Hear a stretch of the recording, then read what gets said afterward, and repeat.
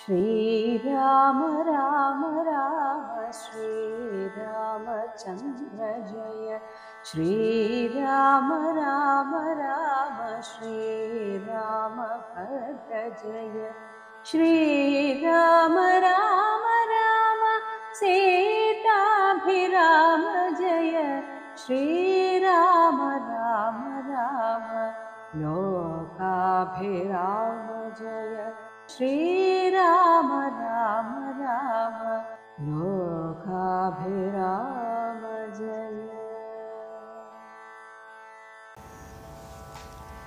വനയാത്രയ്ക്ക് തയ്യാറെടുത്ത് വന്ന രാമലക്ഷ്മണന്മാരെയും സീതാദേവിയെയും കണ്ട ആ അന്തഃപുരവാസികൾക്ക് ദുഃഖം സഹിക്കാൻ സാധിച്ചില്ല. ഇത് കണ്ട് ആ കൂട്ടത്തിലുള്ള ഒരു ജ്ഞാനിയായിട്ടുള്ള ഒരു ഋഷി വാമദേവൻ അവരോട് രാമസീതാ രഹസ്യത്തെക്കുറിച്ച് പറയുകയാണ്. രാമസീതാ രഹസ്യം: രാമനെ ചിന്തിച്ച് ദുഃഖിയായികാരുമേ, ആരും ദുഃഖിക്കേണ്ട. മാത്രമല്ല കോമളഗാത്രിയാം ജാനകി മൂലവും, ആ ഒരു കോമളമായ ശരീരത്തോടു കൂടിയ ജാനകി ദേവിയെക്കുറിച്ചും ആരും ദുഃഖിക്കേണ്ട. തത്വമായുള്ളത് ചൊല്ലുന്നതുണ്ടു ഞാൻ, ഇവരെക്കുറിച്ചുള്ള തത്വം ഞാൻ ചൊല്ലാം. ചിത്തം തെളിഞ്ഞ് കേട്ടിടുവിനേവരും. ഇവിടെ എപ്പോഴും പറയുന്നതാണ്, വേദാന്ത കാര്യങ്ങളൊക്കെ കേൾക്കുമ്പോൾ മനസ്സ് തെളിയണം. നമ്മുടെ മനസ്സിൽ മുൻപ് മനസ്സിലുണ്ടായിരുന്ന പല ധാരണകളും മാറ്റിവെച്ചിട്ട് വേണം ഏത് വേദാന്ത ക്ലാസ്സും നമ്മൾ അല്ലെങ്കിൽ പ്രഭാഷണങ്ങളുമൊക്കെ കേൾക്കാൻ. കേൾക്കുന്നതിൻ്റെ ഇടയിൽ നമ്മൾ മുൻപ് കേട്ടതുമായിട്ട് താരതമ്യം ചെയ്യാൻ പോയാൽ പുതിയതായി കേൾക്കുന്നതും മനസ്സിൽ നിൽക്കില്ല. അതുകൊണ്ട് എപ്പോഴും ശൂന്യമായ ഒരു മനസ്സോടെ എന്നാൽ ശ്രദ്ധയോടെ വേണം പ്രഭാഷണങ്ങൾ കേൾക്കാൻ വേണ്ടിയിട്ട്. അപ്പോൾ അങ്ങനെ കേൾക്കുമ്പോൾ മാത്രമാണ് നമുക്ക് ശരിയായ രീതിയിൽ അത് ഉൾക്കൊള്ളാൻ സാധിക്കുകയുള്ളൂ. അതിനുശേഷം പിന്നീട് മനനം ചെയ്ത് മുൻപ് കേട്ടിട്ടുള്ള കാര്യങ്ങളെയും ഇപ്പോൾ കേട്ട കാര്യങ്ങളെയും കുറിച്ചൊരു താരതമ്യ പഠനം നടത്തിയിട്ട് സ്വന്തമായ ഒരു നിഗമനത്തിൽ എത്തണം. ഒരിക്കലും ഒരു പ്രഭാഷകനെയും അന്ധമായിട്ട് പിന്തുടരേണ്ട ആവശ്യം ഇല്ല. നമുക്ക് എല്ലാവർക്കും ഭഗവാൻ തന്ന ഒരു ബുദ്ധിയുണ്ട്, അത് വെച്ച് നമ്മളായിട്ട് ചിന്തിക്കണം. അപ്പോൾ അതിൽ നിന്ന് ഒരു പക്ഷേ നമ്മൾ കേട്ട പലരിൽ നിന്നും ചില വിയോജിപ്പുകൾ ഉണ്ടാകാം. അത് സ്വാഭാവികമാണ്. കാരണം നമ്മുടെ ചിന്താഗതിക്കനുസരിച്ച് മാത്രമേ നമുക്ക് ചിന്തിക്കാൻ പറ്റുകയുള്ളൂ. അപ്പോൾ ഒരിക്കലും നമ്മുടെ ചിന്താഗതി ആർക്കും അടിയറ പറയേണ്ട ആവശ്യമില്ല. മറ്റുള്ളവരുടെ ആ വാക്കുകളെ സ്വീകരിക്കാം, പക്ഷേ അപ്പോഴും സ്വതന്ത്രമായ ചിന്താഗതിയാണ് എപ്പോഴും നല്ലത്. അപ്പോൾ അതാണ് പറയുന്നത്, ചിത്തം തെളിഞ്ഞ് കേൾക്കണം. രാമനാകുന്നത് സാക്ഷാൽ മഹാവിഷ്ണു, താമര സാക്ഷനാം ആദിനാരായണൻ. ഇവിടെ ഈ പ്രപഞ്ചത്തിൻ്റെ മൂലകാരണമായിരിക്കുന്ന ആ ആദിനാരായണൻ തന്നെയാണ് താമരക്കണ്ണനായിട്ടുള്ള ഈ ശ്രീരാമചന്ദ്രൻ. ലക്ഷ്മണനായത് അനന്തൻ, സാക്ഷാൽ അനന്തനാണ് ലക്ഷ്മണനായിട്ടിരിക്കുന്നത്. ജനകജ ലക്ഷ്മി ഭഗവതി ലോകമായാപര. ഏതൊരു മായാശക്തിയെ അവലംബിച്ചാണോ ആ ആദിനാരായണൻ ഈ പ്രപഞ്ചത്തെ സൃഷ്ടിക്കുന്നത്, ആ മായാശക്തി തന്നെയാണ്, ആ മായാശക്തിയായ ലക്ഷ്മി ഭഗവതിയാണ് ജനകജയായിട്ട് സീതാദേവിയായിട്ട് വന്നിരിക്കുന്നത്. ഇനി മായാഗുണങ്ങളെ താൻ അവലംബിച്ച് ഇവിടെ സൃഷ്ടി നടക്കണമെങ്കിൽ ത്രിഗുണങ്ങളിൽ ഏതെങ്കിലും ഒന്നിൻ്റെ ആ ഒരു ഏറ്റക്കുറച്ചിലുകൾ ഉണ്ടാകണം. അപ്പോഴേ ഇവിടെ സൃഷ്ടി നടക്കുകയുള്ളൂ. അങ്ങനെ മായാഗുണങ്ങളെ താൻ അവലംബിച്ച് അതിനെ ആശ്രയിച്ച് കായഭേദം, കായം, ശരീരം, പല ശരീരം എന്നാൽ നമുക്ക് കാണാനായിട്ടൊരു രൂപം വേണം. അപ്പോഴാണ് അതിനെ അവതാരം എന്ന് നമ്മൾ വിളിക്കുന്നത്. അപ്പോൾ അവ എന്നാൽ താഴേക്ക് വന്ന് നമ്മുടെ ഇടയിൽ വന്നിരിക്കുന്ന ആ മൂർത്തിയെയാണ് അവതാരം എന്ന് നമ്മൾ വിളിക്കുന്നത്. അപ്പോൾ ആ അവതാരം സ്വീകരിക്കുന്ന സമയത്ത് പല ശരീരമാണ് ഭഗവാൻ സ്വീകരിച്ചിട്ടുള്ളത്. അങ്ങനെ ധരിക്കുന്നിത് ആത്മാപരൻ, തന്നിൽ തന്നെ രമിച്ചിരിക്കുന്ന ആ പരമാനന്ദമൂർത്തിയാണ് ചില ഉദ്ദേശങ്ങളോടെ ഈ ലോകത്തിൽ, ഈ ഭൂമിയിൽ വന്ന് അവതരിക്കുന്നത്. ഇനി അതിൻ്റെ ഓരോ ഉദാഹരണങ്ങൾ പറയുന്നു. രാജസമായ ഗുണത്തോടുകൂടവേ, നേരത്തെ പറഞ്ഞു ഏതെങ്കിലും ഒരു ഗുണം അധികരിക്കുമ്പോഴാണ് സൃഷ്ടി നടക്കുന്നത്. അപ്പോൾ ഇവിടെ സൃഷ്ടി ചെയ്യാനായിട്ട് തന്നെ ഭഗവാൻ ആദ്യം ചെയ്തത് രജോ ഗുണമൂർത്തിയായിട്ട് ആ സത്യലോകത്തിൽ ഭഗവാന്റെ വിരാട് സ്വരൂപത്തിൻ്റെ ആ ഒരു ശിരസിൻ്റെ സ്ഥാനത്താണ് സത്യലോകം. ആ സത്യലോകത്തിൽ രജോ ഗുണം അധികരിച്ചവനായിട്ട് ആ പരമാത്മാവ് തന്നെ, ആ ആദിനാരായണൻ തന്നെ ഒരു രൂപമെടുത്തു വന്നു. അതാണ് രാജീവ സംഭവനായ, രാജീവം താമര, താമരയിൽ നിന്ന് അടുത്ത കൽപ്പത്തിൽ താമരയിൽ നിന്ന് ജനിച്ചവനായ ആ ബ്രഹ്മാവ്. ആ ബ്രഹ്മാവാണ് പിന്നീട് പ്രപഞ്ചദ്വയം വ്യക്തമായി സൃഷ്ടിച്ചു.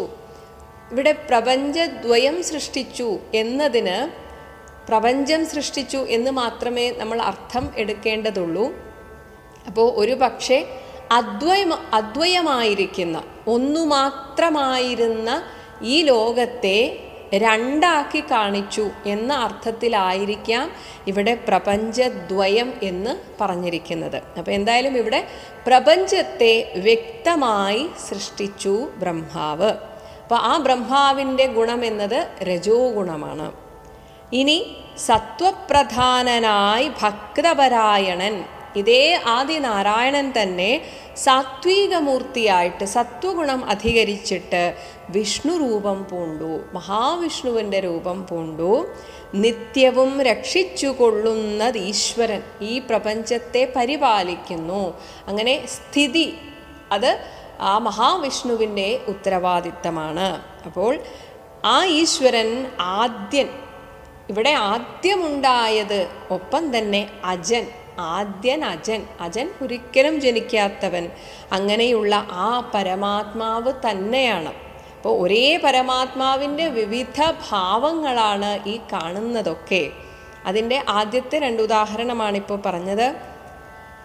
ഇനി രുദ്രവേഷത്താൽ ആ പരമശിവനായിട്ട് വന്നത് തമോ ഗുണയുക്തനായിട്ട്, തമോ മൂർത്തിയായിട്ടാണ്. അതായത് സംഹരിക്കണമെങ്കിൽ അതിൻ്റെ എല്ലാ രൗദ്രഭാവത്തോടും കൂടെ വേണം ഈ ലോകത്തെ മുഴുവൻ സംഹരിക്കാൻ. അതിനായിട്ട് തമോ ഗുണമൂർത്തിയായിട്ട് രുദ്രവേഷം ധരിച്ചു വന്നു.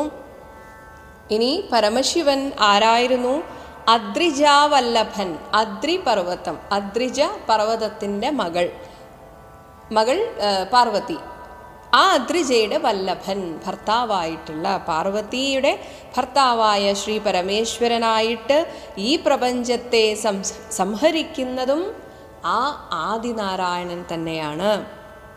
ഇനി പറയുന്നു, ഓരോരോ അവതാരങ്ങളായിട്ട് പറയുകയാണ്. വൈവസ്വതമനുഭക്തി പ്രസന്നനായി.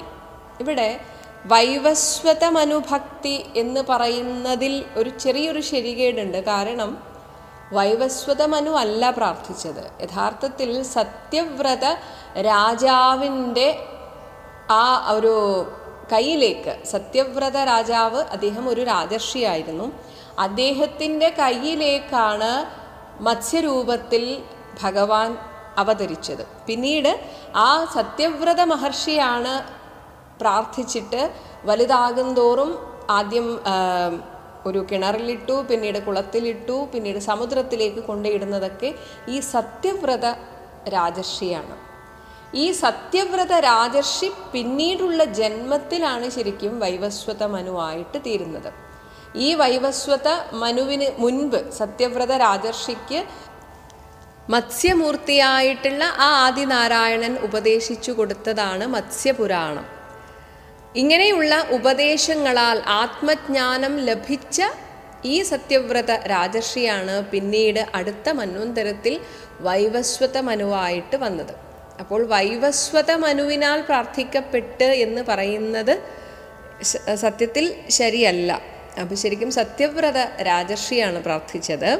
അപ്പം എന്തായാലും ഇവിടെ പറയുന്നത് പ്രകാരം വൈവസ്വത മനുവായി തീർന്ന ആ സത്യവ്രത രാജർഷിയുടെ ഭക്തിയിൽ പ്രസന്നനായിട്ട് ദേവൻ മകരാവതാരം അനുഷ്ഠിച്ചു. മകര മത്സ്യത്തിൻ്റെ ആകൃതിയിൽ വന്നു. പിന്നീട് ഇതേ മത്സ്യമൂർത്തിയാണ് വേദങ്ങളെല്ലാം ഹയഗ്രീവനെ കൊന്നിട്ട്, വേദങ്ങൾ കട്ടുകൊണ്ടുപോയ ഹയഗ്രീവനെ കൊന്നിട്ട് വേധാവിന് ആക്കിക്കൊടുത്തു. വേധാവിന് ബ്രഹ്മാവിന് തിരിച്ചു കൊടുത്തതും ഈ രാഘവൻ, ഈ ശ്രീരാമചന്ദ്രൻ തന്നെയാണ് അന്ന് മകരമത്സ്യമായിട്ട് മത്സ്യാവതാരം പൂണ്ട് വേദങ്ങളെ തിരിച്ചു കൊടുത്തതും. ഇനി അടുത്ത അവതാരത്തെക്കുറിച്ച് പറയുന്നു. പാഥോനിധി മഥനെ, പാലാഴി കടഞ്ഞ സമയത്ത് പണ്ട് മന്ദരം പാതാളലോകം പ്രവേശിച്ചത് നേരം, മന്ദര പർവ്വതം പാതാളലോകത്തിലേക്ക് അങ്ങ് താണുപോയപ്പോൾ നിഷ്ഠുരമായൊരു വലിയ ആകൃതിയിലുള്ള കൂർമാകൃതി പൂണ്ട് പൃഷ്ഠേ തൻ്റെ പുറത്ത് ഗിരീന്ദ്രം ധരിച്ചത് ഈ രാഘവൻ. അതും ഇതേ രാഘവൻ തന്നെയാണ്. ദുഷ്ടനായൊരു ഹിരണ്യാക്ഷനെ കൊന്ന് ഘൃഷ്ടിയായി, ഒരു പന്നിയായിട്ട് വരാഹമൂർത്തിയായിട്ട് തൻ്റെ തേറ്റമേൽ ക്ഷോണിയെ ഭൂമിയെ പൊങ്ങിച്ച് പിന്നീട് കാരണവാരിധി തന്നിൽ മേളിച്ചതും, ഹിരണ്യാക്ഷൻ തട്ടിക്കൊണ്ടുപോയി പാതാളലോകത്ത് ഒളിപ്പിച്ചു വെച്ച ഭൂമിദേവിയെ വരാഹമൂർത്തിയായി വന്ന് എടുത്തുയർത്തി യഥാസ്ഥാനത്ത് കൊണ്ടുവച്ചിട്ട് പിന്നീട് അതേ കാരണജലത്തിലേക്ക് പോയിട്ട് ആ ഹിരണ്യാക്ഷനുമായി യുദ്ധം ചെയ്ത് അങ്ങനെ അതിലങ്ങനെ മേളിച്ചതും കാരണപൂരുഷനാകും ഈ രാഘവൻ. എല്ലാറ്റിനും കാരണമായിട്ടുള്ള അതേ രാഘവൻ തന്നെയാണ്. നിർഹ്രാദമോട്, അലറിക്കൊണ്ട് ഗർജനത്തോടുകൂടെ നരസിംഹരൂപമായി പ്രഹ്ലാദനെ പരിപാലിച്ചുകൊള്ളുവാൻ, തൻ്റെ ഭക്തനായിട്ടുള്ള പ്രഹ്ലാദനെ പരിപാലിക്കാൻ, രക്ഷിക്കാൻ ക്രൂരങ്ങളായ നഖരങ്ങളെ കൊണ്ട് ഘോരനായൊരു ഹിരണ്യകശിപുതൻ വക്ഷപ്രദേശം, ആ നെഞ്ചകം അതിനെ പ്രപാടനം ചെയ്തതും കീറി അങ്ങ് കുടൽമാലയൊക്കെ വലിച്ച് പുറത്തിട്ട് ആ ഹിരണ്യകശിപുവിനെ കൊന്നതും രക്ഷാചതുരനാം, തൻ്റെ ഭക്തന്മാരെ രക്ഷിക്കുന്നതിൽ സാമർഥ്യമുള്ള ലക്ഷ്മീവരനിവൻ. ഇതേ ലക്ഷ്മി ഭർത്താവായിട്ടുള്ള, ലക്ഷ്മിയുടെ കാന്തനായിട്ടുള്ള ഈ ശ്രീരാമചന്ദ്രനാണ്. പുത്രലാഭാർത്ഥം അതിഥിയും, പിന്നീട് അതിഥി, ദേവന്മാരുടെ മാതാവായിട്ടുള്ള അതിഥി തനിക്ക് പുത്രനെ വേണമെന്ന് ഉള്ള ആ ഒരു പ്രാർത്ഥനയോടെ ഭക്തി പൂണ്ടർത്ഥിച്ചു സാദരം അർച്ചിക്ക കാരണം, അങ്ങനെ വ്രതമെടുത്ത് പൂജിക്ക കാരണം എത്രയും കാരുണ്യമോട് അവൾ തന്നെ അതിഥി തന്നെ പുത്രനായി. അങ്ങനെ വരുമ്പോൾ ഇന്ദ്രൻ്റെ മാതാവും കൂടെയാണ് അതിഥി. അതുകൊണ്ട് തന്നെ ആ അതിഥി മാതാവിൽ നിന്ന് ജനിച്ചതുകൊണ്ട് ഇന്ദ്ര അനുജനായി പിറന്നു വാമനമൂർത്തി. അപ്പോൾ ഇന്ദ്രൻ്റെ അനുജൻ എന്നൊരു ഒരു സ്ഥാനം കൂടെയായി. പിറന്നതിഭക്തനായൊരു മഹാബലിയോട്, പിന്നീട് ഭക്തനും കൂടെ ആയിട്ടുള്ള മഹാബലിയോട് ചെന്നർത്ഥിച്ച് 3 അടിയാക്കി ജഗത്രയം. ഈ 14 ലോകത്തെയും തൻ്റെ 3 അടി കൊണ്ട് അളന്നെടുത്ത് പിന്നീട് സത്വരം വാങ്ങി ആ മഹാബലിയിൽ നിന്ന് തിരിച്ചു വാങ്ങിയിട്ട് മരുത്വാന് നൽകിയ, മരുത്വാൻ എന്നാൽ ഇന്ദ്രൻ, ഇന്ദ്രന് ആ സ്വർഗലോകത്തെ തിരിച്ചു നൽകിയ ഭക്തപ്രിയനാം ത്രിവിക്രമനും ഇവൻ. തൻ്റെ ഭക്തന്മാർക്ക് വേണ്ടി എന്തും ചെയ്യുന്ന ആ വാമനമൂർത്തിയായിട്ട് ജനിച്ചതും ഈ രാഘവൻ തന്നെയാണ്. ഇനി അടുത്ത അവതാരത്തെക്കുറിച്ച് പറയുന്നു. ധാത്രീസുര ദ്വേഷികളായി. ധാത്രി ഭൂമിയിലെ സുരന്മാരാണ് ബ്രാഹ്മണന്മാർ. അവരെ ദ്വേഷിക്കുന്നവരായി ജനിച്ചൊരു ധാത്രീപതി, ഭൂമിയെ പരിപാലനം ചെയ്യുന്നവർ ക്ഷത്രിയന്മാർ. ആ കുലനാശം, ക്ഷത്രിയ കുലനാശം വരുത്തുവാൻ ധാത്രിയിൽ, ഭൂമിയിൽ ഭാർഗവനായി പിറന്നതും ഭാർഗവരാമനായി വന്നതും ധാത്രീവരനായ, ഭൂമിയുടെ പതിയായിട്ടും മഹാവിഷ്ണുവിനെ കാണുന്നുണ്ട്. അങ്ങനെ ഭൂമിപതിയായിട്ടുള്ള രാഘവനാം ഇവൻ. ഇനി ഇപ്പോഴത്തെ ആ ഒരു കാര്യം പറയുന്നു. ധാത്രിയിൽ ഇപ്പോൾ ദശരഥപുത്രനായി, ധാത്രീസുത വരനായി, ധാത്രീസുത സീതാദേവി, ഭൂമിയുടെ മകളായിട്ട് ജനിച്ച സീതാദേവിയുടെ വരനായിട്ട്, ഭർത്താവായിട്ട് പിറന്നീടിനാൻ. എന്തിന്? രാത്രിഞ്ചരകുലമൊക്കെ നശിപ്പിച്ച് ധാത്രിഭാരം തീർത്ത് ധർമ്മത്തെ രക്ഷിപ്പാൻ. എപ്പോഴൊക്കെ ധർമ്മത്തിന് ഗ്ലാനി സംഭവിക്കുന്നുവോ അപ്പോഴൊക്കെ ഞാൻ അവതരിക്കും എന്ന് ഭഗവാൻ പറഞ്ഞിട്ടുണ്ട്. അങ്ങനെ ഇപ്പോൾ ആ രാക്ഷസന്മാരുടെ ഒരു തേരോട്ടം കാരണം ഈ ഭൂമി വല്ലാതെ ഞെരുങ്ങിയിരിക്കുന്നു. അങ്ങനെ അധർമ്മം ഇവിടെ കുടികൊള്ളുന്നു. അതിനെ തീർക്കാൻ വേണ്ടി, എന്നിട്ട് ധർമ്മത്തെ രക്ഷിക്കാൻ വേണ്ടിയിട്ടാണ് ഇപ്പോൾ ശ്രീരാമചന്ദ്രനായിട്ട്, ദശരഥനന്ദനായിട്ട് വന്ന് പിറന്നിരിക്കുന്നത്. ഈ ശ്രീരാമചന്ദ്രൻ ആദ്യൻ, അജൻ, പരമാത്മാ, പരാപരൻ, ഇതൊക്കെ പലതവണ പറഞ്ഞ വാക്കുകളാണ്. വേദ്യനല്ലാത്ത വേദാന്തവേദ്യൻ, നേരെ നമുക്ക് അറിയാൻ സാധ്യമല്ല. സാധാരണ നമ്മൾ ഈ ലോകത്തിൽ ഏതെങ്കിലും ഒരു വസ്തുവിനെ അറിയുന്നത് നമ്മുടെ പഞ്ചേന്ദ്രിയങ്ങളെ കൊണ്ടാണ്. എന്നാൽ ആ 5 ഇന്ദ്രിയങ്ങളെ കൊണ്ടും അറിയാത്ത വസ്തുവാണ്, ആ തത്വമാണ് ഈശ്വരൻ. ആ ഈശ്വരനെ അറിയണമെങ്കിൽ വേദാന്തവേദ്യനാണ്. വേദാന്തം ഉപനിഷത്ത് വാക്യങ്ങൾ പഠിച്ചതുകൊണ്ട് മാത്രമായില്ല. ഇപ്പോൾ അഹം ബ്രഹ്മാസ്മി എന്നൊരു 100 തവണ പറഞ്ഞാലൊന്നും ഈശ്വരനെ അറിയില്ല. ആ ഒരു തത്വത്തെ മനനം ചെയ്ത് ഗുരുപ്രസാദത്താലാണ് നമുക്ക് ആ ഈശ്വരനെ അറിയാൻ സാധിക്കുകയുള്ളൂ. പക്ഷേ എളുപ്പത്തിൽ പറയുമ്പോൾ, അല്ലെങ്കിൽ അങ്ങനെയേ സാധിക്കുള്ളൂ എന്നതുകൊണ്ടാണ് ഇവിടെ വേദാന്തവേദ്യൻ എന്ന് പറയുന്നത്. ആ ഉപനിഷത്ത് വാക്യങ്ങളിലൂടെ മാത്രം നമുക്ക് അറിയാൻ പറ്റുന്ന തത്വമാണ് ഭഗവാൻ. പരൻ, നാരായണൻ, പുരുഷോത്തമൻ, അവ്യയൻ, കാരണമാനുഷൻ, രാമൻ, മനോഹരൻ. ഇവിടെ രാമൻ എന്നതിന് ആത്മാരാമൻ എന്ന് അർത്ഥമെടുക്കാം. തന്നിൽ തന്നെ രമിക്കുന്നവൻ, ഒപ്പം മറ്റുള്ളവരെ, തന്നെക്കുറിച്ച് ചിന്തിക്കുന്നവരെ മുഴുവൻ രമിപ്പിക്കുന്നവനുമായിട്ടുള്ള ഈ ശ്രീരാമചന്ദ്രൻ. അല്ലാതെ ഇവിടെ പേരല്ല സൂചിപ്പിക്കുന്നത്. എന്തിനു വന്നു? രാവണ നിഗ്രഹാർത്ഥം. അപ്പോൾ ഇവിടെ ഈ കാനനത്തിനുള്ള ഈ യാത്രയൊക്കെ ആ ഉദ്ദേശത്തിൻ്റെ ആ തുടക്കമാണ്. എന്തിനു വേണ്ടിയാണോ അവതരിച്ചത് അതിൻ്റെ ഒരു തുടക്കമാണ്. അപ്പോൾ രാവണ നിഗ്രഹാർത്ഥം, വിപിനത്തിന്, ദേവഹിതാർത്ഥം, ഇതൊക്കെ ആ ദേവന്മാർക്ക് വേണ്ടിയാണ്. അവരുടെ പ്രാർത്ഥനയാണ് ഇപ്പോൾ ഭഗവാൻ നിറവേറ്റി കൊടുക്കുന്നത്. അങ്ങനെ ഗമിക്കുന്നു. അതിനായിട്ടാണ് ഇപ്പോൾ വനത്തിലേക്ക് പോകുന്നത്. ഇന്നതിൻ കാരണം, അപ്പോൾ നിങ്ങളൊക്കെ ചിന്തിക്കുന്നത് പോലെ ഇതിന് കാരണം മന്ധരയല്ല, കൈകേയിയല്ല, ആരും ഭ്രമിക്കായിക. നിങ്ങളൊക്കെ കൈകേയിയെ കുറ്റം പറഞ്ഞു, അവരുമല്ല, രാജാവുമല്ലല്ലോ. ഇതൊക്കെ കേട്ട് ഉത്തരവ് പുറപ്പെടുവിച്ച ആ രാജാവുമല്ല. ഇതൊക്കെ മുൻകൂട്ടി തയ്യാറാക്കി വച്ച ഒരു തിരക്കഥയുടെ ഭാഗമാണ്.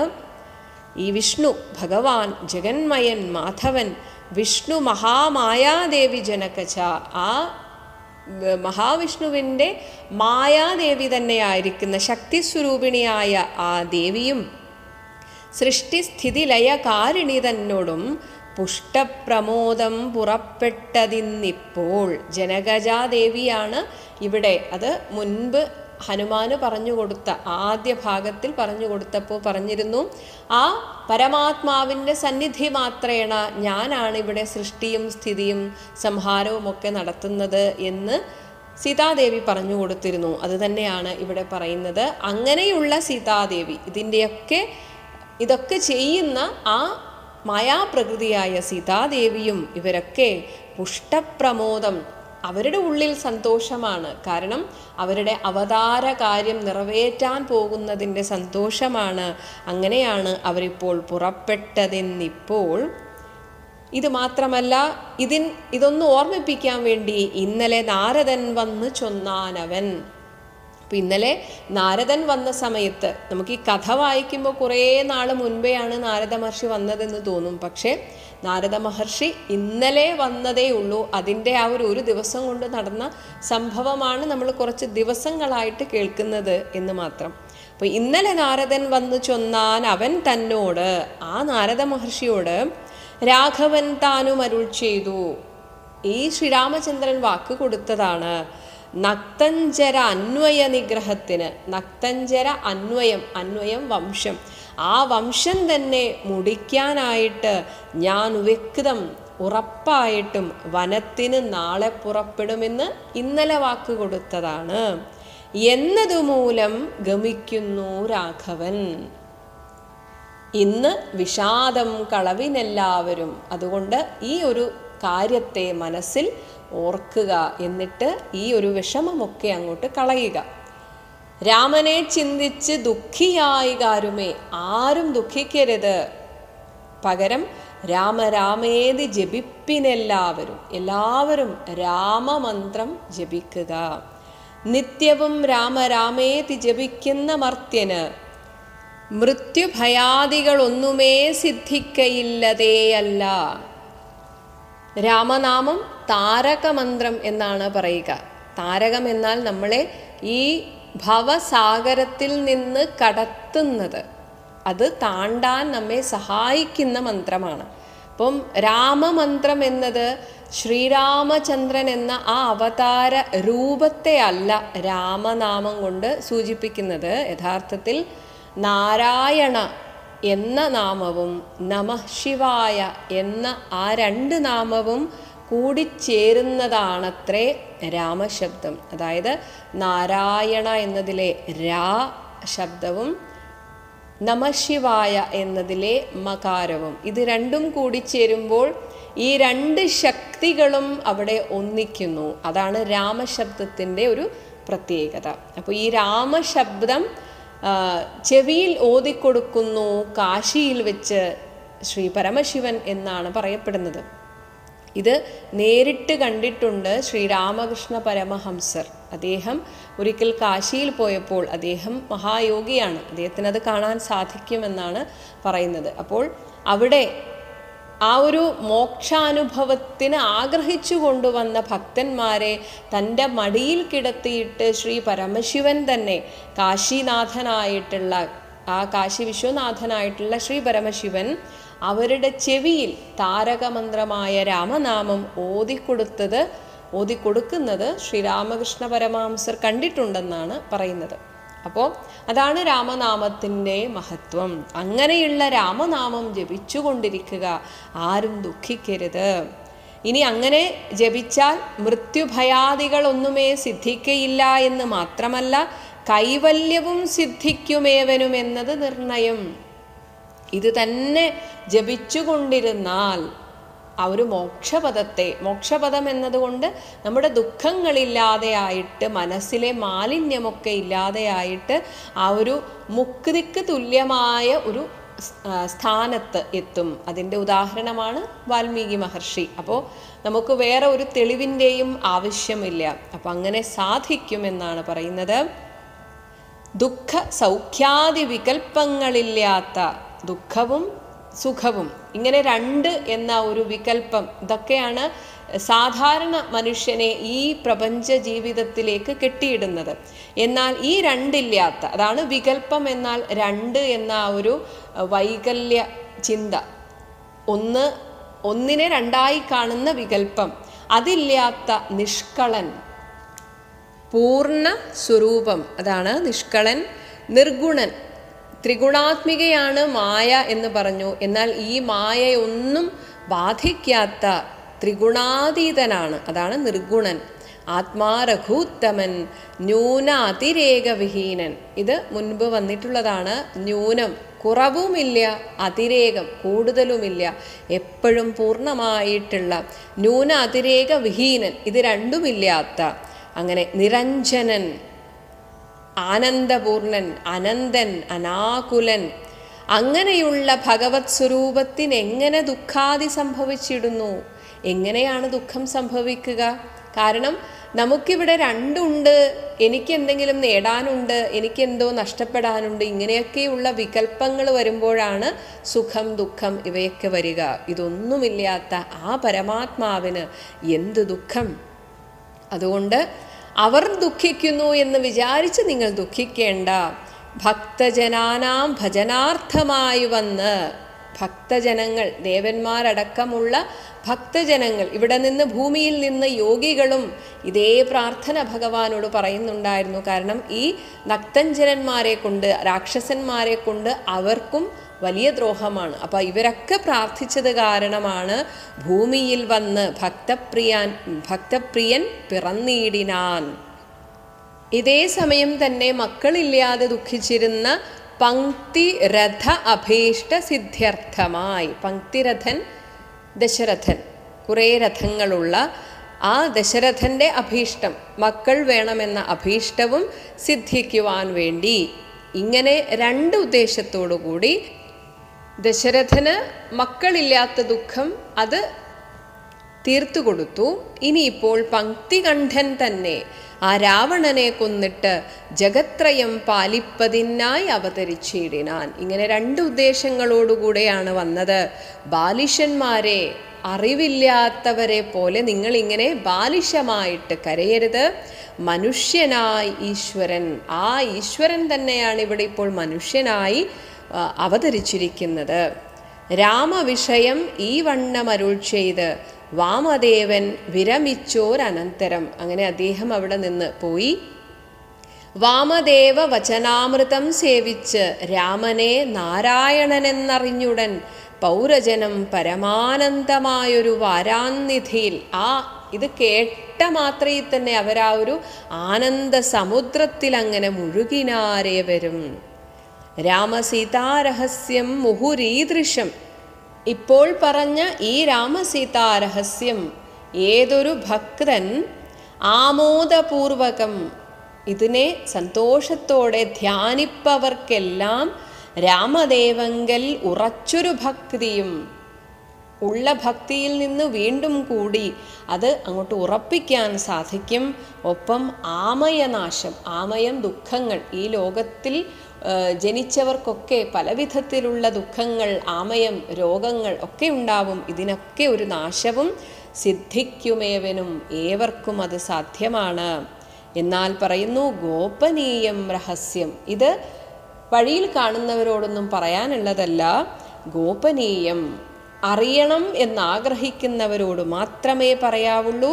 പരമീദൃശം പാപവിനാശനം ചൊന്നതിൻ കാരണം, ഇപ്പോൾ നിങ്ങളോടിത് പറയാൻ കാരണം നിങ്ങളൊക്കെ രാമപ്രിയന്മാർ ഭവാന്മാർ, നിങ്ങളൊക്കെ രാമനെ അത്രയധികം ഇഷ്ടപ്പെടുന്നവരാണ്. അതുകൊണ്ടാണ് ഞാൻ നിങ്ങളോട് പറഞ്ഞത്, അതുകൊണ്ടാണ് ഇത് രഹസ്യമെന്നും പറയുന്നത്. അപ്പോൾ ആരാണോ ഭക്തന്മാർ അവരോട് മാത്രമേ ഇത് പറയാൻ പാടുള്ളൂ.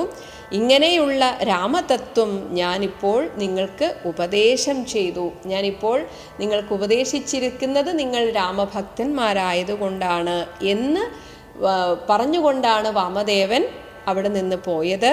അങ്ങനെ ഇതൊക്കെ കേട്ടിട്ട് താപവും തീർന്നിതു പൗരജനങ്ങൾക്കും താപസശ്രേഷ്ഠനും മോദാൽ എഴുന്നള്ളി.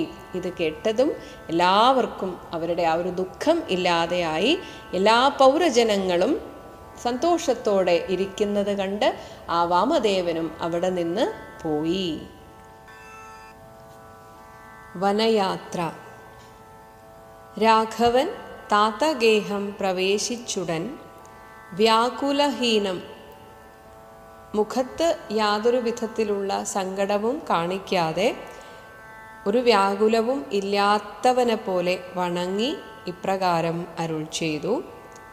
കൈകേയിയാകിയ മാതാവ് തന്നോട്, ആദ്യം കൈകേയിയോട് പറഞ്ഞു, ശോകം കളഞ്ഞാലും അമ്മേ മനസ്സിതേ. ദേവിക്ക് എന്തെങ്കിലും, അമ്മയ്ക്ക് എന്തെങ്കിലും ദുഃഖമുണ്ടെങ്കിൽ അതൊക്കെ ഇല്ലാതാക്കുക. സൗമിത്രിയും ജനകാത്മജയും ഞാനും സൗമുഖ്യമാർന്ന് ഒട്ടും വിഷമമില്ലാതെ പോവാനായി പുറപ്പെട്ടു. ഖേദമകലെ കളഞ്ഞിനി ഞങ്ങളെ താതൻ ആജ്ഞാപിക്ക വേണ്ടത് വൈകാതെ. ഇനി അച്ഛൻ്റെ ആ ഒരു ആജ്ഞയും കൂടെ കിട്ടിയാൽ മതി. ഇത് കേട്ടതും ഇഷ്ടവാക്യം കേട്ടു. കാരണം കൈകേയിക്ക് ഒരു ആശങ്കയുണ്ടായിരുന്നു. കാരണം രാമൻ വാക്ക് മാറ്റുമോ? അപ്പോൾ രാമൻ വാക്ക് മാറ്റിയാൽ പിന്നെ ഒന്നും ചെയ്യാൻ പറ്റില്ല.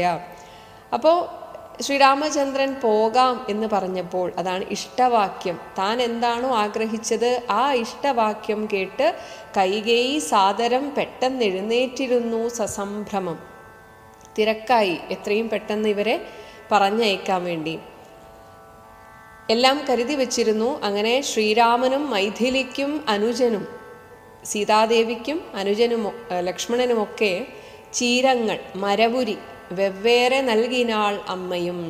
കൈകേയി 3 പേർക്കും മരവുരി കൊടുക്കുകയാണ്.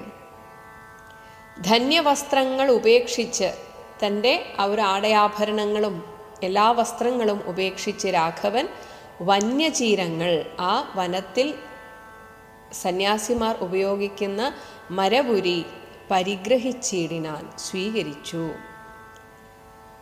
പുഷ്കരലോചന അനുജ്ഞയ, താമരക്കണ്ണനായിട്ടുള്ള രാമൻ്റെ ആ ഒരു ആജ്ഞയാൽ, ആജ്ഞ എന്ന് വെച്ചാൽ ചെയ്തോളൂ എന്ന നിർദ്ദേശത്താൽ, വൽക്കലം ലക്ഷ്മണൻ താനും ഉടുത്താൻ അതു നേരം. അപ്പോൾ ജ്യേഷ്ഠൻ്റെ ആ ഒരു ആജ്ഞ കിട്ടിയ സമയത്ത്, ആ ഒരു അനുവാദം കിട്ടിയ സമയത്ത് ലക്ഷ്മണനും ആ വൽക്കലം ഉടുത്തു. എന്നാൽ ലക്ഷ്മി ഭഗവതിയാകിയ ജാനകി വൽക്കലം കയ്യിൽ പിടിച്ചുകൊണ്ടാകുലാൽ, ഇത് ഉടുക്കണോ വേണ്ടയോ എന്ന ഒരു ആകുലാൽ ലക്ഷ്മി ദേവിയായിട്ടുള്ള ജാനകി ദേവി പക്ഷം എന്തുള്ളിലെന്നുള്ളതറിവാനായി, പക്ഷം എന്നാൽ ആ ഒരു മനോഗതം, രാമൻ്റെ മനോഗതം എന്താണ് എന്ന് അറിവാനായിട്ട് തൽക്ഷണേ ലജ്ജയാ ഭർത്തൃമുഖാംബുജം, തൻ്റെ ഭർത്താവിൻ്റെ ആ മുഖത്തേക്കൊന്ന് ഗൂഢമായി നോക്കിനാൾ. എന്തിനാണ്? എങ്ങനെ ഞാനിത് ഗാഠം ഉടുക്കുന്നതെന്നുള്ള ചിന്തയാ. ഞാനിതെങ്ങനെയാ ഉടുക്കുക, അറിയില്ല എങ്ങനെയാ ഉടുക്കേണ്ടതെന്ന്. അപ്പോൾ ഞാൻ എന്താ ചെയ്യേണ്ടത് എന്ന ഒരു അങ്കലാപ്പിൽ ഭർത്താവിനെ നോക്കി.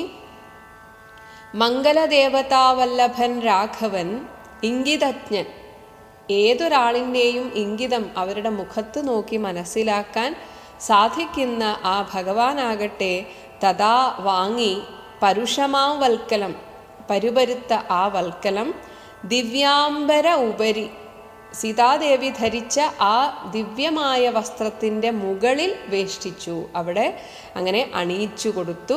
സൽക്കാരമാനം കലർന്നു നിന്നിടിനാൻ, അങ്ങനെ ബഹുമാന്യരായിട്ട് എല്ലാവരാലും ബഹുമാനിക്കപ്പെട്ട് മറ്റുള്ളവരെ ബഹുമാനിച്ചുകൊണ്ടും അങ്ങനെ നിൽക്കുകയാണ് എന്നത് കണ്ടൊരു രാജധാരങ്ങളും അവിടെയുള്ള രാജാവിൻ്റെ മറ്റ് ഭാര്യമാരൊക്കെ അന്യരായുള്ള ജനങ്ങളും ഒക്കെ എല്ലാവരും ഇങ്ങനെ വന്ന ദുഃഖത്താൽ കരയുന്നത് കേട്ട് നിന്നരുളിയിടും വസിഷ്ഠ മഹാമുനി. അവരൊക്കെ കരയുന്നത് കണ്ടിട്ട് പോലും മനസ്സിളകാതെ നിന്ന ആ കൈകേയിയോട് വസിഷ്ഠ മഹാമുനി കോപേന ഭർസിച്ചു, ദേഷ്യം വന്നിട്ട് അവരെ നന്നായിട്ട് വഴക്ക് പറയുകയാണ്. എന്നിട്ട് ചോദിക്കുകയാണ്, താപേന ചൊല്ലിനാൻ, സങ്കടത്തോടെ ചോദിച്ചു, എന്തിത് തോന്നുവാൻ, നിനക്കിതെങ്ങനെ തോന്നുന്നു? ദുഷ്ടേ നിശാചരി ദുർവൃത്തമാനസേ കഷ്ടമോർത്തോളം കഠോരശീലേ ഖലേ, എന്തൊക്കെയാ വിളിക്കുന്നത്. അപ്പോൾ അത്രയും ആ സങ്കടവും ദേഷ്യവും ഒക്കെ അങ്ങോട്ട് വന്നിട്ടാണ് വസിഷ്ഠ മഹാമുനിക്ക് ആ ഒരു നിയന്ത്രണം വിട്ടുപോയി. അങ്ങനെ അദ്ദേഹം അവരെ വഴക്ക് പറയുകയാണ്. രാമൻ വനത്തിന് പോകണമെന്നല്ലോ താമസശീലേ വരത്തെ വരിച്ചു നീ രാമൻ വനത്തിന് പോകണം എന്നല്ലേ, ആ വരമല്ലേ നീ വരിച്ചത്? അങ്ങനെയുള്ള നിനക്ക് ജാനകി ദേവിക്ക് വൽക്കലം നൽകുവാൻ മാനസേ തോന്നിയത് എന്തൊരു കാരണം? നിനക്ക് എന്ത് അധികാരം സീതാദേവിക്ക് വൽക്കലം കൊടുക്കുവാൻ? അത് അവരുടെ ഇഷ്ടം പോലെ അവർ ചെയ്തോളും, അതിന് നിനക്ക് അധികാരമില്ല.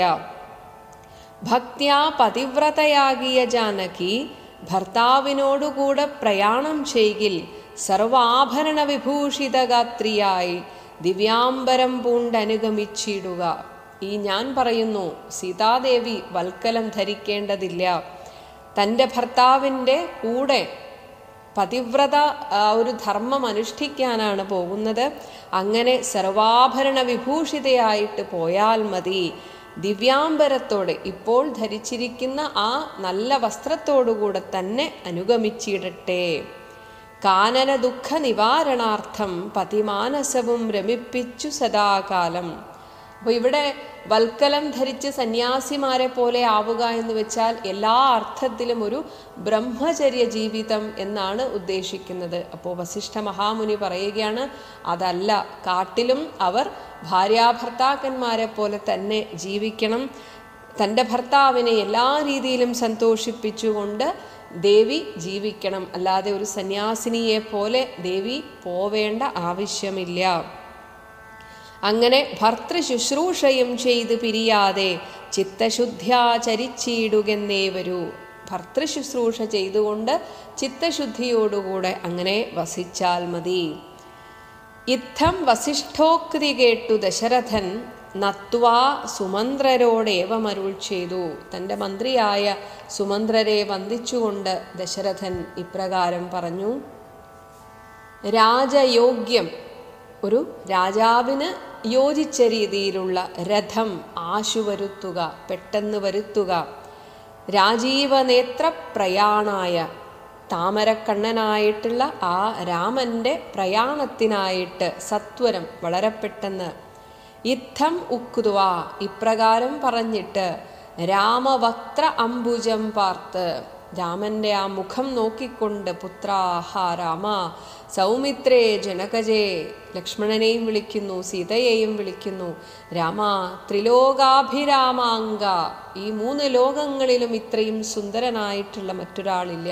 അത്രയും സുന്ദരനായിട്ടുള്ള ഹാ രാമ മമ പ്രാണസമാന, എൻ്റെ പ്രാണനാണ് നീ. നീ പോയാൽ പിന്നെ ഞാനില്ല.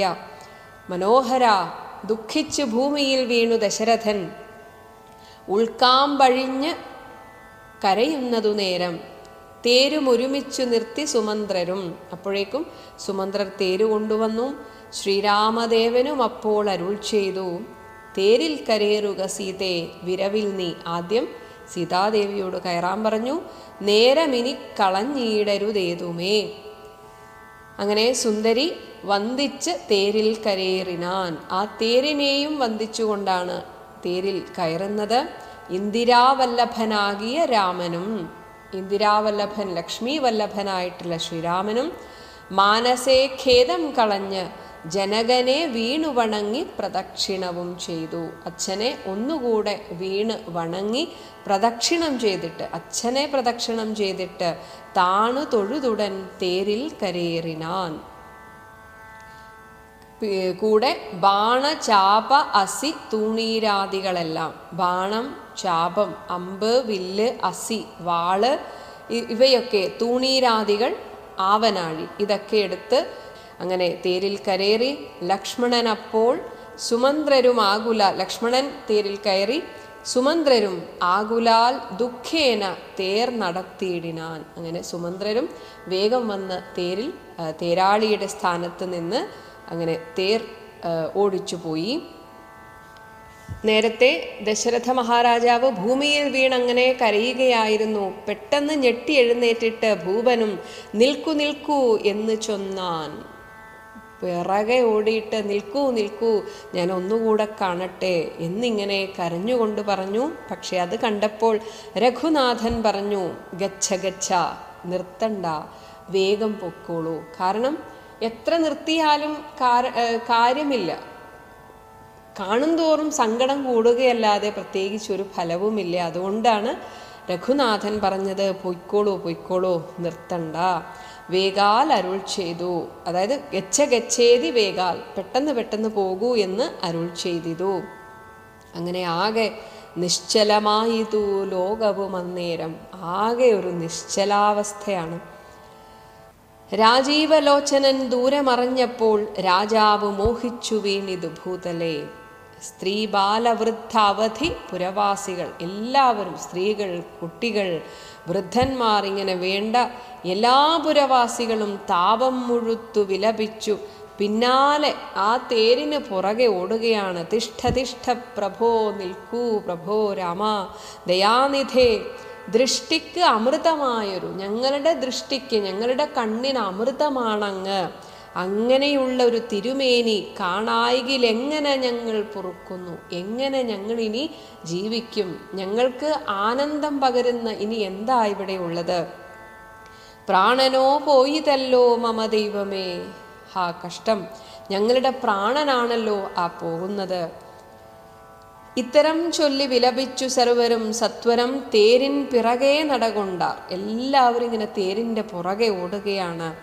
മന്നവൻ താനും ചിരം വിലപിച്ചഥ ചൊന്നാൻ പരിചാരകന്മാരോടാകുല. തൻ്റെ പരിചാരകന്മാരോട് ദശരഥ മഹാരാജാവ് പറയുകയാണ്, എന്നെ എടുത്തിനി കൊണ്ടുപോയി ശ്രീരാമൻ തന്നെ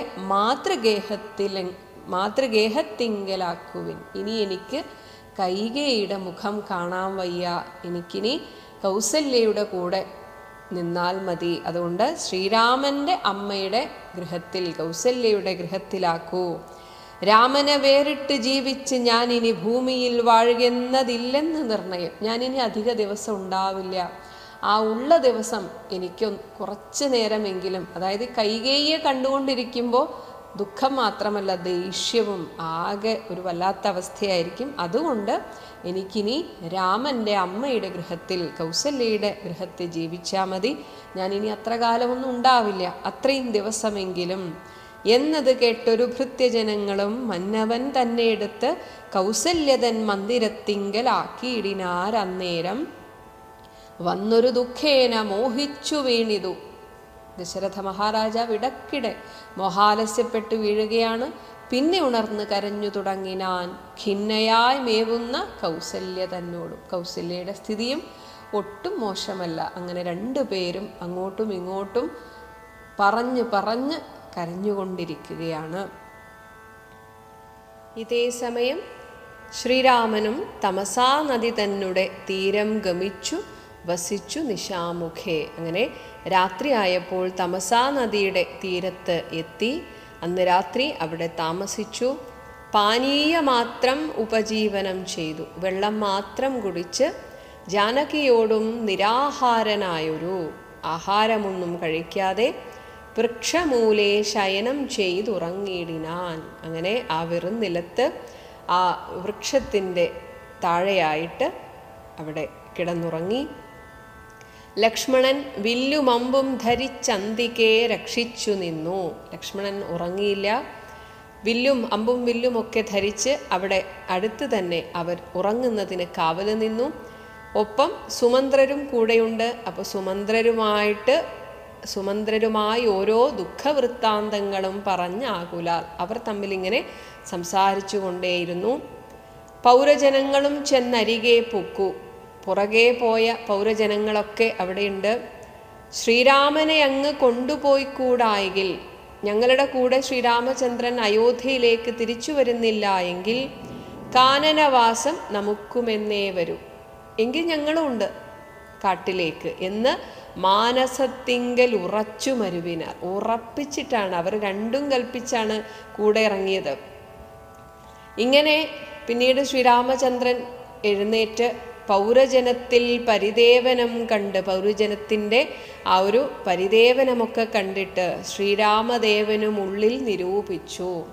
പിന്നീട് ശ്രീരാമചന്ദ്രൻ ഇങ്ങനെ മനസ്സിൽ വിചാരിക്കുകയാണ്, സൂര്യൻ ഉദിച്ചാൽ അയക്കയുമില്ലിവർ. രാവിലെ ആയാൽ ഉറപ്പായിട്ടും ഒന്നുകിൽ ഇവരും കൂടെ വരും, അല്ലെങ്കിൽ എന്നെ പോകാൻ അനുവദിക്കില്ല. അപ്പോൾ കാര്യത്തിനും വരും വിഘ്നം. എന്തിനാണോ ഇറങ്ങി പുറപ്പെട്ടത് അത് തടസ്സം വരും, അതിന് തടസ്സം വരും. കാര്യത്തിനും വരും വിഘ്നമെന്നാൽ ഇവർ ഖേദം കലർന്ന് തളർന്നുറങ്ങുന്നതു. അപ്പോൾ കുറച്ചു കഴിഞ്ഞ് ശ്രീരാമചന്ദ്രൻ എഴുന്നേറ്റപ്പോഴേക്കും പൗരജനങ്ങളൊക്കെ തളർന്നുറങ്ങുന്നതാണ് കണ്ടത്. അപ്പോഴാണ് അദ്ദേഹം ഇങ്ങനെ മനസ്സിൽ ചിന്തിച്ചത്, ബോധമില്ലിപ്പോൾ ഇനി ഉണരും മുൻപേ. എല്ലാവരും തളർന്ന് ഉറങ്ങുകയാണ്. അത്രയും സങ്കടവും ഒക്കെ ആയതുകൊണ്ട് അവർ മതിമറന്നങ്ങ് ഉറങ്ങുകയാണ്. അതുകൊണ്ട് ബോധമില്ലാതെ ഈ ഉറങ്ങുന്ന നേരം നാം ഇപ്പോഴേ, നമുക്കിപ്പോൾ തന്നെ പോകാം. കാരണം രാവിലെ ആവാൻ നിൽക്കേണ്ട. കൂട്ടുക തേരെന്ന്, തേർ പൂട്ടുക. എന്നിട്ട് രാഘവൻ വാക്കുകൾ കേട്ട് സുമന്ത്രരും വേഗേന തേരുമൊരുമിച്ചിതന്നേരം രാഘവന്മാരും ജനകതനൂജയും. ഇവിടെ രാഘവന്മാർ എന്ന് പറഞ്ഞതുകൊണ്ട് ലക്ഷ്മണനെയും ചേർത്താണ് പറയുന്നത്. കാരണം രഘുവംശത്തിൽ ജനിച്ചവൻ എന്ന് മാത്രമാണ് രാഘവൻ എന്ന വാക്കിനർത്ഥം. പക്ഷെ പറഞ്ഞ് ശ്രീരാമചന്ദ്രനെ മാത്രമാണ് സാധാരണ രാഘവൻ എന്ന് വിളിക്കാറ്. പക്ഷേ ലക്ഷ്മണനും രഘുവംശത്തിൽ തന്നെയാണ് ജനിച്ചിരിക്കുന്നത്. അതുകൊണ്ടാണ് ഇവിടെ രാഘവന്മാർ എന്ന് പറഞ്ഞിരിക്കുന്നത്. അങ്ങനെ രാഘവന്മാരും സീതാദേവിയും തേരിലേറിയിടിനാർ. ഏതുമറിഞ്ഞില്ല, ആരും ഒന്നും അറിഞ്ഞില്ല. തേരിലേറിയിടിനാരേതുമറിഞ്ഞില്ല, ആ പൗരജനങ്ങളൊന്നും അറിഞ്ഞില്ല. പൗരജനങ്ങൾ അന്നേരം അവരൊന്നും അറിഞ്ഞില്ല. മാത്രമല്ല ഇവരെ പിറ്റേന്ന് രാവിലെ എഴുന്നേൽക്കുമ്പോൾ നോക്കുമല്ലോ എവിടേക്കാ പോയതെന്ന്. അപ്പോൾ അവർക്കൊരു തെറ്റിദ്ധാരണ വരുത്താൻ എന്നതുപോലെ സുമന്ത്രരും അയോധ്യാഭിമുഖം ഗമിച്ചിട്ട് കുറച്ചു നേരം അയോധ്യയ്ക്ക് അഭിമുഖമായിട്ട് തേരിനെ തെളിച്ചു. അപ്പോൾ ആ തേരിൻ്റെ ചക്രം പോയ വഴി നോക്കിയിട്ട് അവരങ്ങനെ അങ്ങ് അയോധ്യയിലേക്ക് പോയിക്കോളുമല്ലോ. പക്ഷേ തെറ്റെന്ന് തെക്കോട്ട് തന്നെ നടകൊണ്ടു. പക്ഷെ കുറച്ചു നേരം അങ്ങോട്ട് പോയപ്പോൾ അവർക്ക് മനസ്സിലാവാത്ത വിധത്തിൽ തെക്ക് ഭാഗത്തേക്ക് വീണ്ടും വന്നു. ചുറ്റും കിടന്ന പുരവാസികളെല്ലാം പിറ്റേനാൾ തങ്ങൾ ഉണർന്നു നോക്കുന്നേരം കണ്ടീല രാമനെ എന്ന് കരഞ്ഞ് അതികുണ്ഠിതന്മാരായി പുരിപുക്കുമേവിനാർ. അപ്പോൾ രാവിലെ എഴുന്നേറ്റ് അവർ നോക്കുമ്പോൾ തേരിൻ്റെ ചക്രം അയോധ്യയിലേക്കാണ് കാണുന്നത്. അങ്ങനെ അവർക്ക് തോന്നി, ഞങ്ങളുടെ ആ ഒരു വിഷമമൊക്കെ മാനിച്ച് ശ്രീരാമചന്ദ്രൻ തിരിച്ച് അയോധ്യയിലേക്കായിരിക്കാൻ പോയിട്ടുണ്ടാവുക എന്ന് വിചാരിച്ച് അവർ പിന്നെ നോക്കാതെ നേരെ അയോധ്യയിലേക്ക് നടന്നു. പക്ഷെ അവിടെ ചെന്നപ്പോൾ മനസ്സിലായി തങ്ങൾ വഞ്ചിക്കപ്പെട്ടിരിക്കുന്നു. ശ്രീരാമചന്ദ്രൻ തങ്ങളെ കൂട്ടാതെ ആ ദണ്ഡകാരണ്യവാസത്തിന് പോയിരിക്കുകയാണ്. അങ്ങനെ സീതാസമേതനാം രാമനെ സന്തതം ചേതസി ചിന്തിച്ചനുദിനം പുത്രമിത്രാദികളോടും ഇടചേർന്ന്. ഇനി വേറെ നിവൃത്തിയില്ല. അങ്ങനെ സീതാസമേതനായിട്ടുള്ള ശ്രീരാമചന്ദ്രനെ തന്നെ മനസ്സിൽ ചിന്തിച്ച് പുത്രമിത്രാദികളോടും ഇടചേർന്ന് ചിത്തശുദ്ധിയ. അതുകൊണ്ട് എന്ത് സംഭവിച്ചു? ചിത്തശുദ്ധി കൈവന്നു. കാരണം ചിന്തിക്കുന്നത് ഭഗവാനെക്കുറിച്ചാണ്. അങ്ങനെ മംഗലദേവതാവല്ലഭൻ രാഘവൻ, മംഗലദേവത ലക്ഷ്മീ വല്ലഭൻ രാഘവൻ ഗംഗാതടം പുക്കു ജാനകി തന്നോടും മംഗല സ്നാനവും ചെയ്ത് സഹ അനുജനോടുകൂടെ ശൃംഗിവേര അവിദൂരെ. ശൃംഗിവേരം എന്ന ആ ഒരു രാജ്യത്തിന് കുറച്ച് ദൂരത്ത് മാത്രമായിട്ട്, അതായത് കുറച്ച് ദൂരം മാറിയാൽ ആ രാജ്യമായി, ശൃംഗിവേരം എന്ന ആ ഒരു പുരമായി അവിടെ മരുവീടിനാൻ. ദാശരഥിയും വിദേഹതനൂജയും ശിംശപാമൂലെ സുഖേന വാണിയിടിനാർ. അങ്ങനെ അവരാ ശിംശപാ വൃക്ഷത്തിൻ്റെ ആ ഒരു തണലിൽ അങ്ങനെ വിശ്രമിച്ചുകൊണ്ട് അവിടെ സുഖമായിട്ട് കഴിഞ്ഞു.